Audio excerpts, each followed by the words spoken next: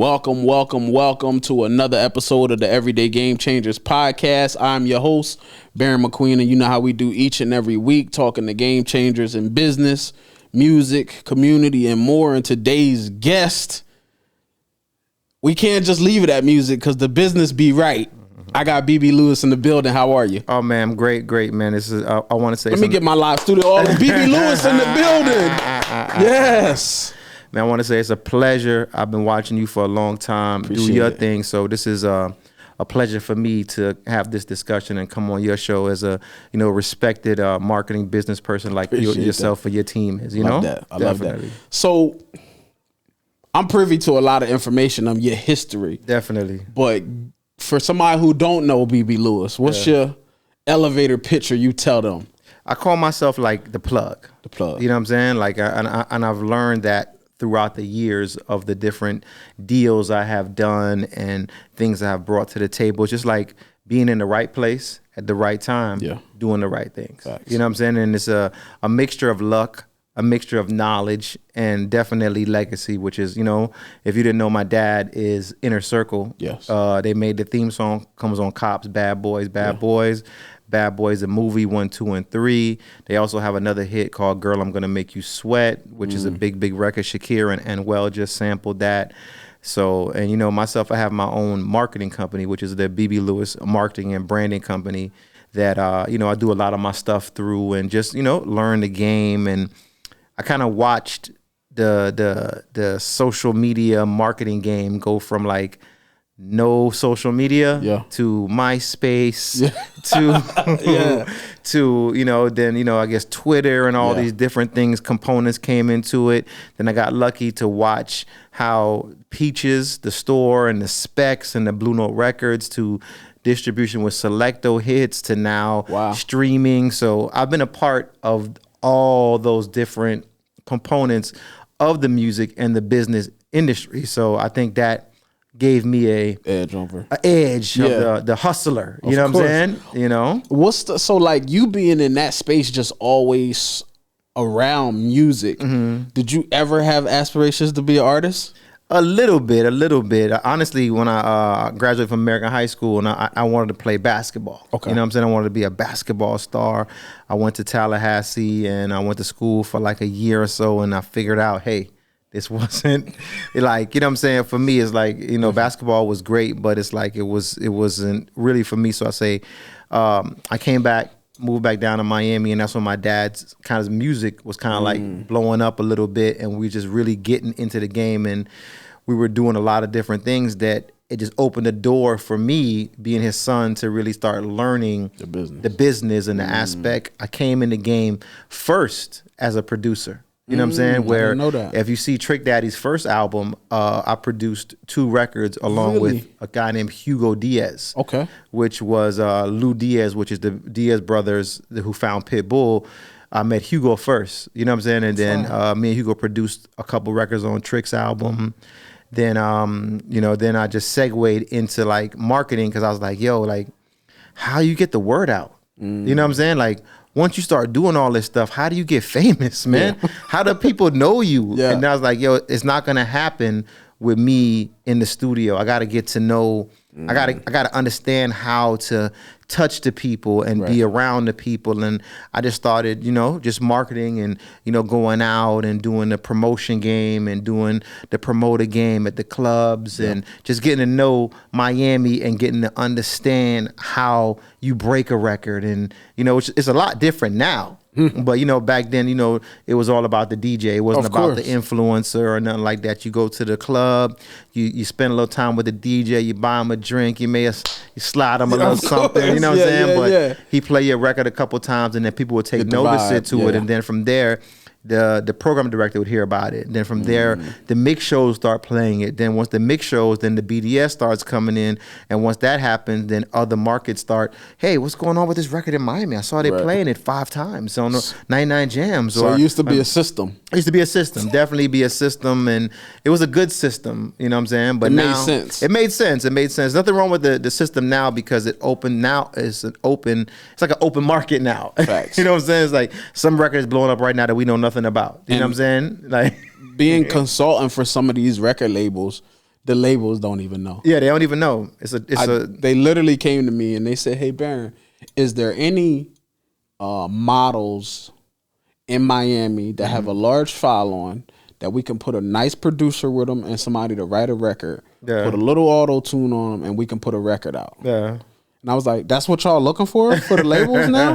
They like, "Yo, we looking for eyeballs. We don't want talent no more." Yeah, it's tough, man. It's like, it's thank really God tough. I'm retired. A retired rapper, because it's the Wild Wild West with music. The Wild now. Wild West. That's why I like working with a lot of like legacy artists. You know what I'm saying? My dad, Inner Circle. I did a lot of stuff with like 2 Live Crew. Fire. You know what I'm saying? A lot of stuff with their music catalog. Okay. Getting people like to sample that stuff and like, you know, Megan Thee Stallion and Gucci Man did over the Big Booty Girl. Yeah. That's fire. With it. You know, DJ Khaled sampled Do Your Mind, right, which is Lovers and Friends. Got it. You know what I'm saying? It's a lot of different ways that people don't understand that's in this music business to make money. Right. You don't really have to.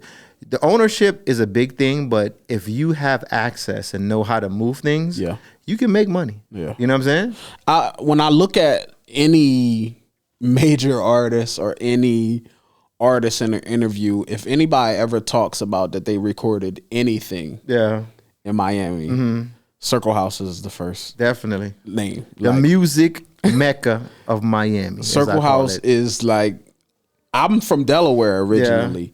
So before I even moved here, it was either Circle House or what was it, Hit Factory? What criteria first? Okay. Yeah. So those are the only 2 names and from an East Coast artist that didn't even know. But I'm like, yo, if I'm going to Miami, I gotta be where the Legends was recording. Definitely. So like, what's the list look like? I know you gotta know the list of like talent that's come through them doors, and you probably seen this as a kid, right? Yeah. Like so many different people, man, from Pharrell Williams to definitely the Marley family to, you know, up to date now Hitmaker. You know what I'm saying? Scott Storch. Murder Beats. Man, the list just goes on. Rico Love. Because you got to remember the songwriter aspect. You know what I'm saying? I respect a lot of the producers. I respect the artists, but when it comes to like when with a studio, it's about the songwriter and about the producer, because that's really who the artists are looking to work with. Right. You know what I'm saying? You got to have a great sounding facility and a great sounding thing, but still, it's who that artist wants to work with as that songwriter. And you know, that's what a lot of the people, some people understand that and some people don't, but I really, really understand that aspect of the production of finding those right producers at that point in time when they're exploding, and it's just, you know, like it's just that artist every day. And you know, from transcending of Circle House, half those artists that they see that are working at Live and in the clubs, they were me at the studio. You know what I'm saying? So it's like, it's an economy thing where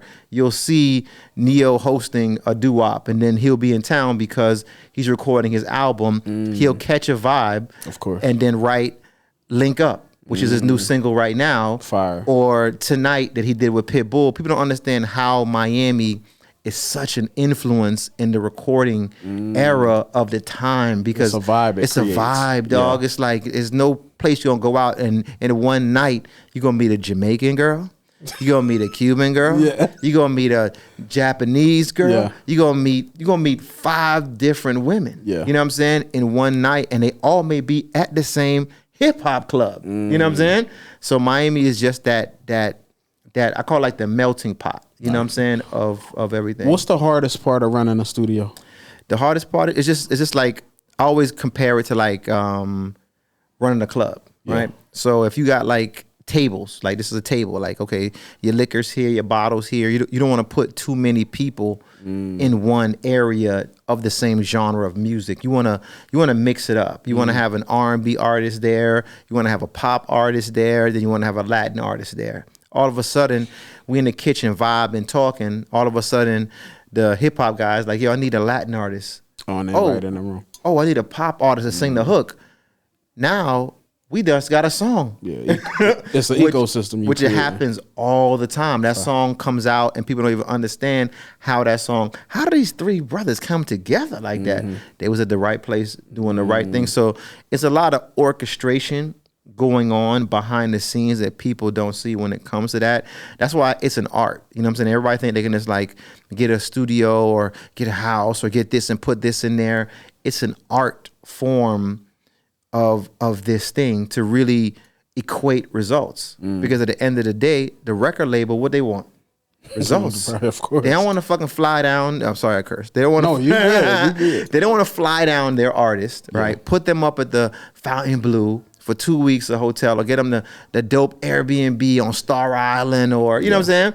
And then they come back to the New York or California with no hit record. Yeah. They want to come back with that smash. Like, that's why we you know what I'm sent saying? you Exactly, to capture the essence, to walk down Ocean Drive, but you know, when a lot of them artists come to me, I show them other places. You know what I'm saying? I show them Southwest Ranches to go ride some horses. I show them, you know what I'm saying, other Coral Gables. I show them definitely the South Beach, but I show them Harlover Beach. I show them Surfside, Sunny Isles. Hey, we may take a trip to Fort Myers and come back and they see another side of Miami. Not Miami, but Florida, like just South Florida. They see the Treasure Coast. You see this coast. They be like, man, I'm loving Florida. You know what I'm saying?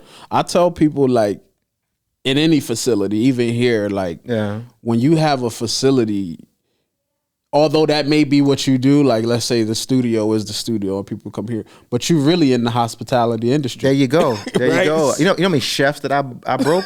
You know how many marketing people that I broke? You know how many, of course, engineers, you know what I'm saying? But like, you are absolutely right when it comes to it, because there's transportation companies that I broke. There's so many companies that I helped put in position. Barbers that are now managers, you know what I'm saying? Wow. Promotion people that are working for some of the top labels, you know what I'm saying? That I put in position, you know what I'm saying? Interns that are now managers for big rappers, you know what I'm saying?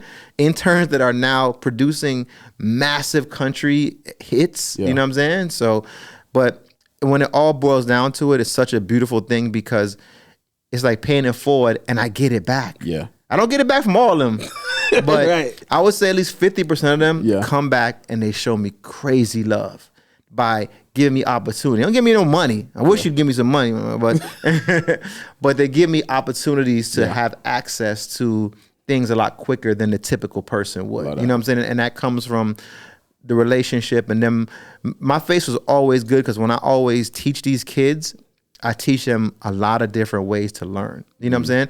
I teach them to be problem solvers. Don't, if there's an issue happening, even if, this is not working in the studio, put a smile on your face. That's perfect. And just, you never, you know, your vibe may fix it. You know what I'm saying? But don't, you don't wild out and you start panicking, because once you start panicking, the entire room starts panicking. And that's when it comes to marketing and when it comes to PR, or you're going through crisis media, you know what I'm saying? Or different things. Just be smooth with it. Just, and everything gonna work itself out. It's all under control. It's under control. You know what I'm saying? I'll be watching Drink Champs, and people be giving you your props. For the people that know, when we hear it, we know. For the people that don't know, I'm like, the Khaled really talking that shit. Now, I was telling Nori and EFN, like, man, if it was a list of people they mentioned on Drink Champs, I gotta be in the top 5. 100%.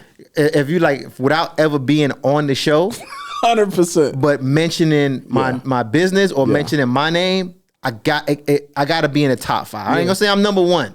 But I gotta be in the top 5. It's you and Ray J. You and Ray J. You and Ray J is at the top. No, because I think I was watching. It was Khaled, right? Yeah. He was talking about an album that's still at Circle House. Yeah, it's still there. It's still there. It's still under wraps, man. There's some major features on there. Wow. Some major bangers, and who knows if the people will ever hear it, man. Wow. I don't know. You know, maybe one day. You know what I'm saying? So Circle House need to be like a historic museum. Seriously. I got a lot more songs in the vault too. Really? I got an Uncle Al song unreleased. Listen, it's all about catalog. You know what I'm saying? And catalog may not pay you at that moment, but you never know. You know, I'm 20 years from now, like, look at Whoop, there it is. It's still making money. Facts. Still making money. And MC Hammer stuff, right? All that still making paper. Nelly's and crazy. Still making crazy paper. It's just about that time and that moment. like 90s R&B is the biggest thing touring right now. You know what I'm saying? Like Jodeci is like doing better than they were doing when they was Jodeci. You know what I'm saying? New Edition is doing better than they were doing when they was like at the peak of their career, which it's like now is their peak of career. Do you feel like we won't get timeless artists anymore? We are, but it's just I got to see how it plays out. You know what I'm saying? Because like let's talk about this, right? Like my boy has a show called a concert series called the Funk Fest, right? Okay. So sometimes they like Jodeci. Okay. You maybe throw Ross or Jeezy or Plies on there, but it's mainly like foundation artists. Like, how would that look in 20 years to you? I be having this question, yo, because like when I think about like legacy and I think about like timeless music, it's really hard. Yeah. Because the greats was so great. It's like, will we ever get another Whitney Houston? Will we ever get a Michael Jackson? Like the Lauryn Hills, it's so many timeless. Like, what would the Funk Fest look like in 20 years? Oh my gosh. Like, what would be the lineup? That's tough. That's tough. And I feel like, whose fault is this though? It's not, I don't know because we can say it's the executive's fault or it's the record label's fault, but it's kind of what the people want. The consumer. You know what I'm saying? The consumer. Yeah. So it's like, it's what they want. We was just having a group chat in our studio chat and they had a question. It's a Def Jam artist named Friday. Who did Who did the guy did Hook for Khaled, right? He just dropped a record. Yeah. Beautiful record. The visual was like meaningful. Yeah.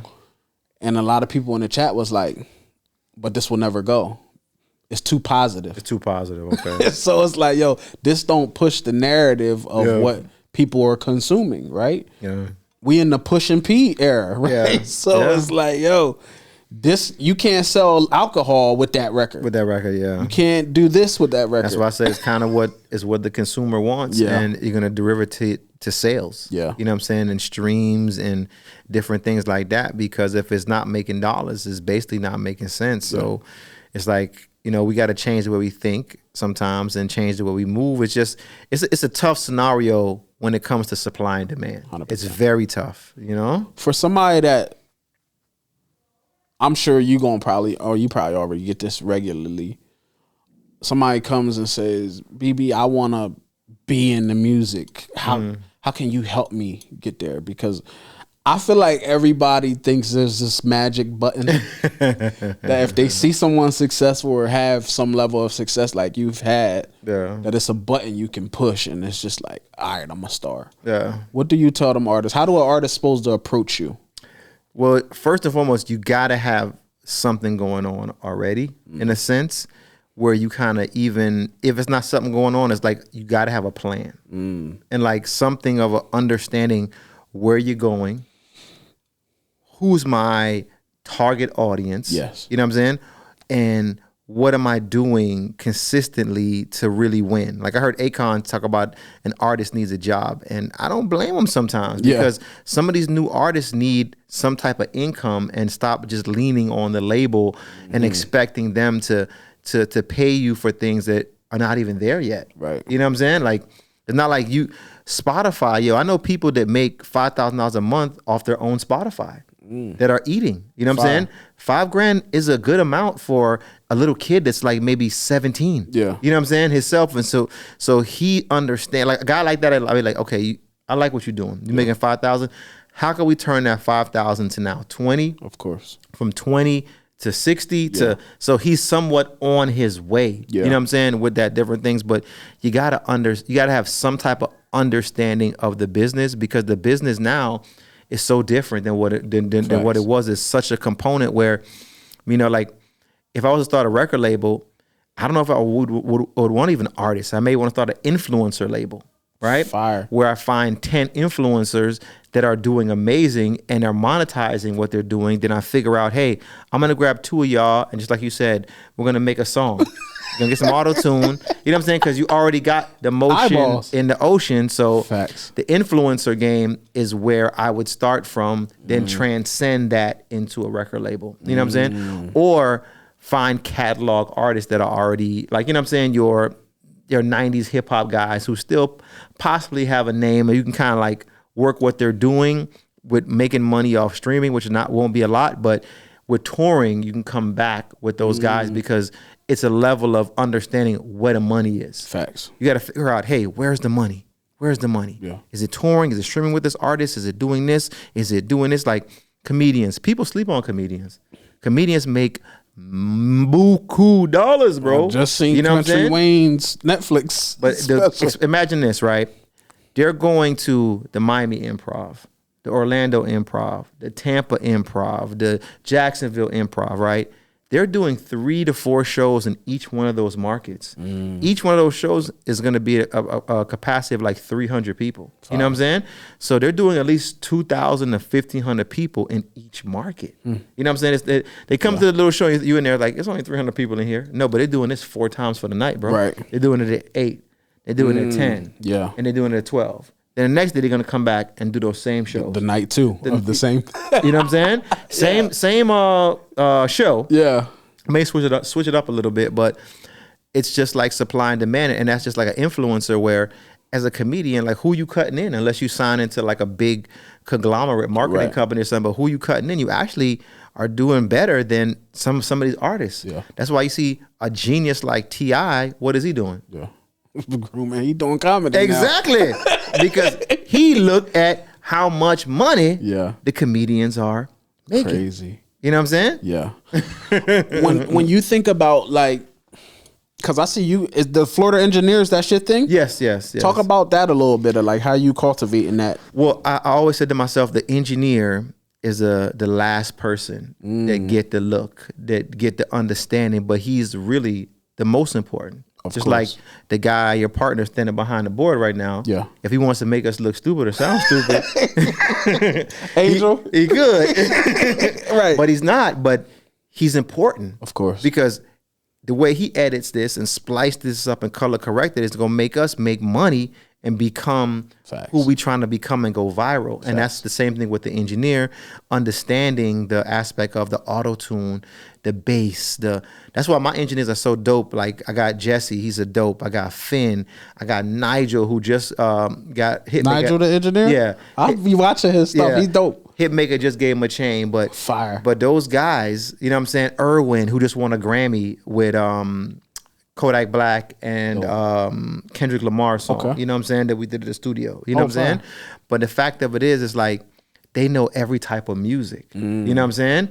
Because the melting pot of Miami is just so vast. They know how to take a ghetto trick song. Yeah. But it's on a reggaeton beat. You know what I'm saying? And it's featuring a Creole guy, spitting Creole on the hook. So it's like they know how to mix that stuff because we prep them and get them ready. And engineers run the game just like songwriters and producers. Facts. So if I stay around the right top engineers, then stay around the top songwriters, and stay around the top producers, who's coming? The artists are coming. 100%. The artists going to be running to try to get there. Yeah. So I try to conduct myself around those top people. Dope. You know what I'm saying? I was watching a Instagram post today, and we was talking about credits. Yeah.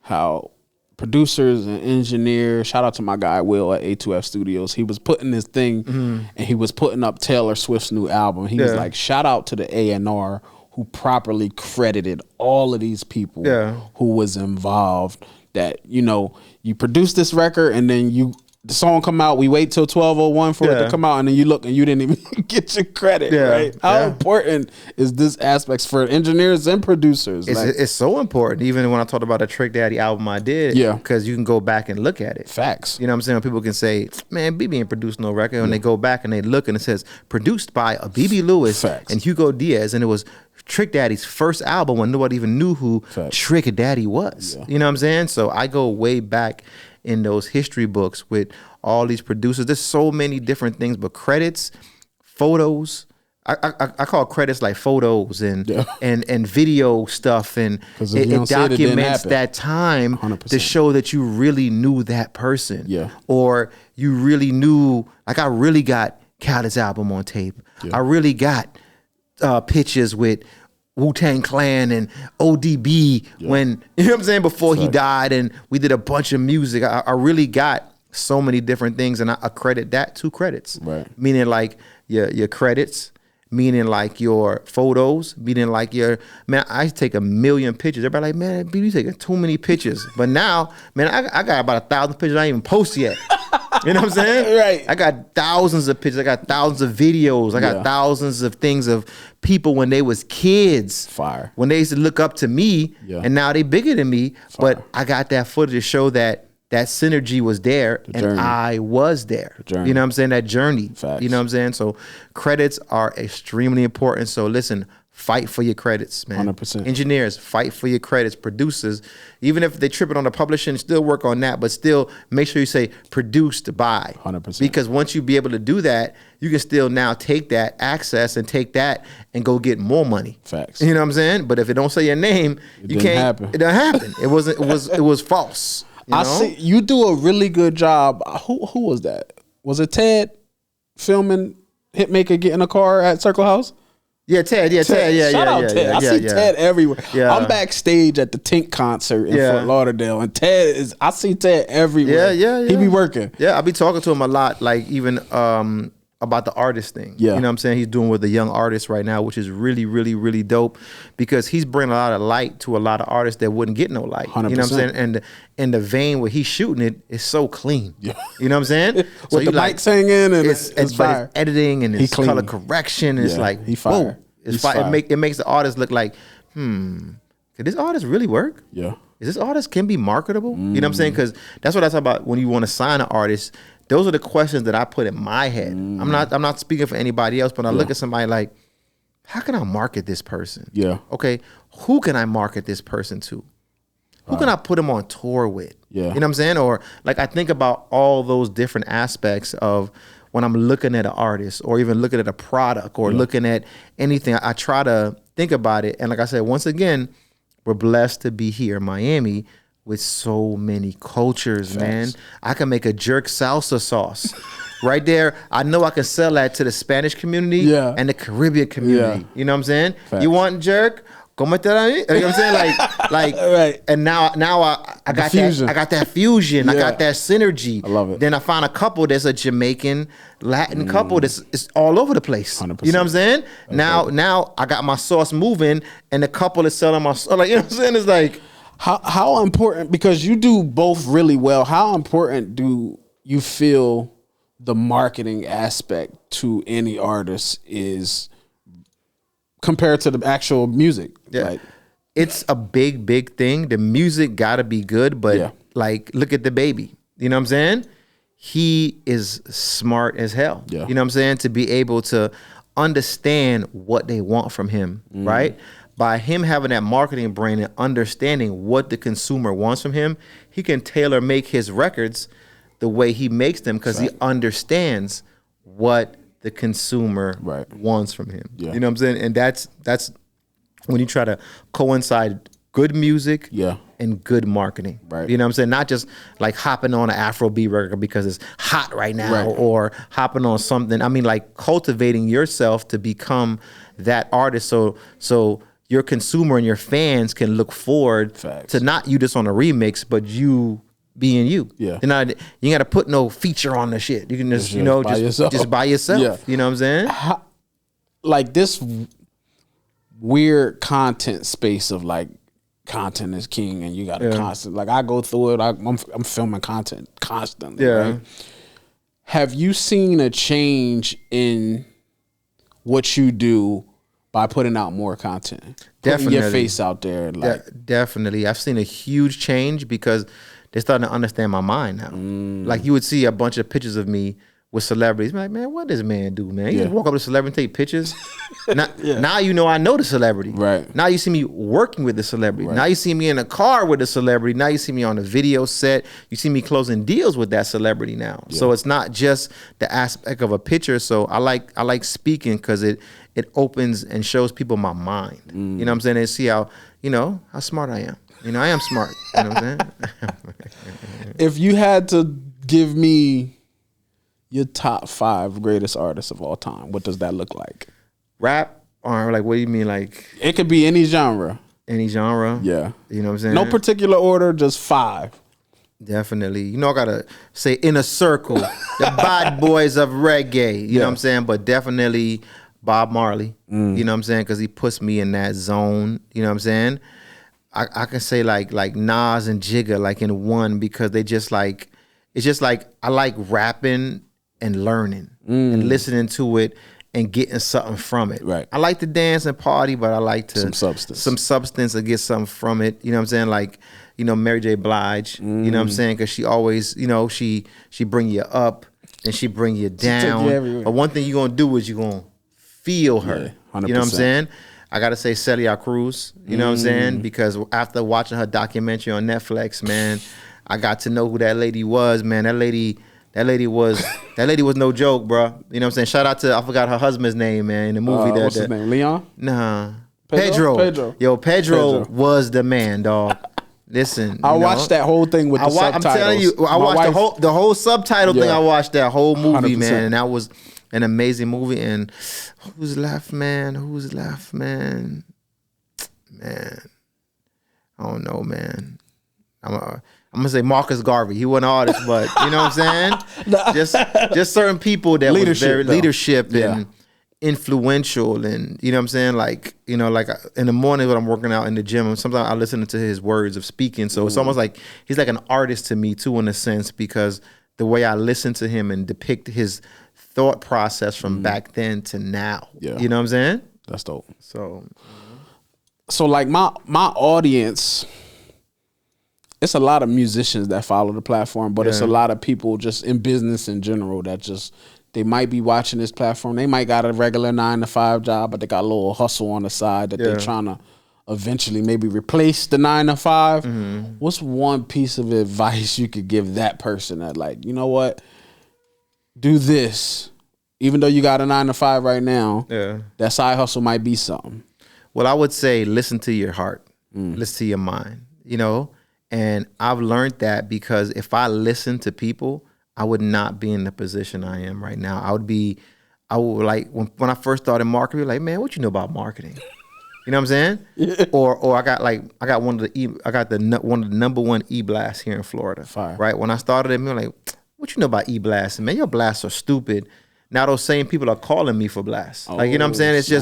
It's just so funny listening to these people depict you and criticize you when they don't understand it themselves. You know what I'm saying? So all I'm saying is you stay on your path and make sure you know what you trying to get out of that product, out of that song, and out of that situation, because you the one. Yeah. They can't do what you do. You know what I'm saying? Yeah. You know, you can take notice and take advice, and, you know, there's always YouTube University, as I call it. You know what I'm saying? To go out to test and see, but listen, follow your heart, bro. And you know when something right. Yeah. You know what I'm saying? Like sometimes I'm walking, I hear like a voice say something to me, like, damn, who was that? Yeah. You know what I'm saying? Nah, that's fire. But I'm going to listen to it. Fire. You know what I'm saying? Because I'm not going to go against it because I feel like it's pointing me in the right direction. And I just go with my heart and I go with my soul and I go with my thought process and I really sit down and I think about things before I move. Like the young BB was not thinking. He was just moving. You know what I'm saying? But now I sit back and be like, you know, like, okay. That's fire. I see how it goes. Okay, cool. Yeah. All right, let's go. I love that. Yo, y'all been tuned in, man. The legend, Abebe Lewis in the building, man. I appreciate you. Make sure y'all follow him on all social media platforms. You've been tuned into the Everyday Game Changers, man. We'll see y'all on the next one.